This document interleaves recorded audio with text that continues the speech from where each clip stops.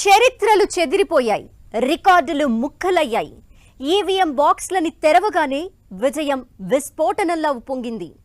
ఆంధ్రావని చరిత్రలో అద్భుత అసామాన్య విజయాన్ని అందుకుంది టీడీపీ.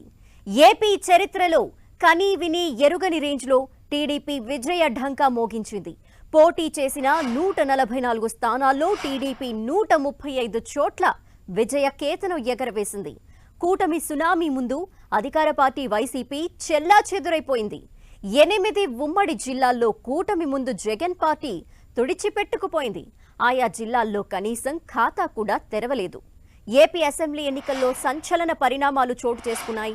రాష్ట్ర చరిత్రలో ఎన్నడూ లేని విధంగా అధికార పార్టీ కేవలం 142 స్థానాల్లో ఓటమి చెందింది. జగన్ సొంత ఇలాకా కడపలోనూ వైసీపీని కూటమి కోలుకోలేని దెబ్బ కొట్టింది.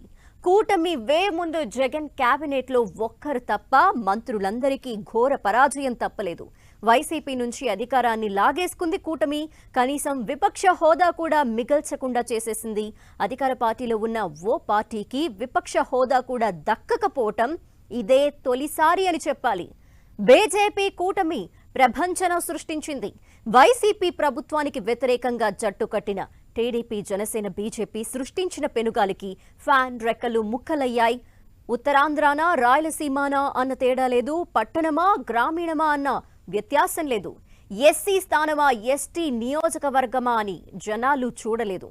అన్ని చోట్ల అదే ఫలితం, అన్ని సెగ్మెంట్లలో అదే ప్రభంజనం. వైసీపీ 5 జిల్లాలకే పరిమితమైపోయింది. మిగిలిన అన్ని జిల్లాల్లో కూటమి కనుమరుగైపోయింది. 175 స్థానాల్లో పోటీ చేసిన జగన్ పార్టీ 11 అసెంబ్లీ సీట్లు, 4 లోక్సభ స్థానాలతో సరిపెట్టుకోవాల్సి వచ్చింది. అధికారంలో ఉన్న పార్టీ అతి తక్కువ స్థానాలకు పరిమితం కావటం రాష్ట్ర చరిత్రలో ఇదే తొలిసారి. ఎన్టీఆర్ కుటుంబంలో పోటీ చేసిన వారందరూ ఈ ఎన్నికల్లో విజయం సాధించారు. ఎన్టీఆర్ కుటుంబం నుంచి ఎన్నికల్లో 5గురు పోటీ చేయగా అందరూ గెలుపు బావుట ఎగరేశారు. పార్లమెంటుకు 2, అసెంబ్లీకి 3 సభ్యులుగా ఎన్నికయ్యారు. ఇది ఒక అరుదైన చరిత్రగా చెప్పాలి. ఇక కుప్పం నుంచి నారా చంద్రబాబు నాయుడు పోటీ చేసి గెలుపొందారు. నారా లోకేష్ మంగళగిరిలో గత ఎన్నికల్లో పోటీ చేసి ఓటమి పాలైనా అక్కడి నుంచి మళ్లీ బరిలో నిలిచి ఈసారి ఎన్నికయ్యారు. నందమూరి బాలకృష్ణ హిందూపురం శాసనసభ నుంచి హ్యాట్రిక్ విజయాన్ని అందుకున్నారు. ఎన్టీఆర్ కుమార్తె పురంధేశ్వరి బీజేపీ రాష్ట్ర అధ్యక్షురాలిగా ఉన్నారు. ఈ ఎన్నికల్లో రాజమండ్రి నుంచి పోటీ చేసిన పురంధేశ్వరి 10 ఏళ్ల తర్వాత గెలుపు రుచిని చవిచూశారు. నందమూరి బాలకృష్ణ అల్లుడు శ్రీభరత్ కూడా విశాఖ లోక్సభ నుంచి విజయాన్ని సాధించారు. గత ఎన్నికల్లో అక్కడి నుంచి పోటీ చేసి ఓటమి పాలైన శ్రీభరత్ ఈసారి గెలిచి పార్లమెంటులో తొలిసారి అడుగుపెట్టబోతున్నారు. ఇలా ఎన్టీఆర్ కుటుంబం నుంచి ఒకేసారి 5గురు గెలవటం రికార్డనే చెప్పాలి. ఇక మంగళగిరి నియోజకవర్గంలో గతంలో ఎన్నడూ లేని విధంగా ఈసారి తెలుగుదేశం విజయం సాధించింది. 39 ఏళ్ల మంగళగిరి చరిత్రలో మొదటిసారి టీడీపీ గెలుపు జెండా ఎగరవేసింది. ఇలా టీడీపీ విజయ పరంపరలో అనేక రికార్డులు బ్రేక్ చేసింది టీడీపీ.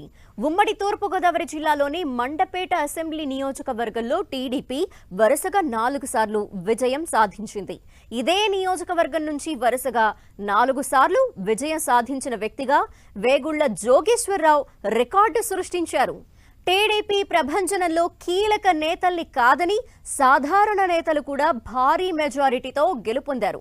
అల్లూరి జిల్లా రంపచోడవరం నియోజకవర్గంలో ఓ సాధారణ మహిళ ఎమ్మెల్యేగా గెలుపొందింది.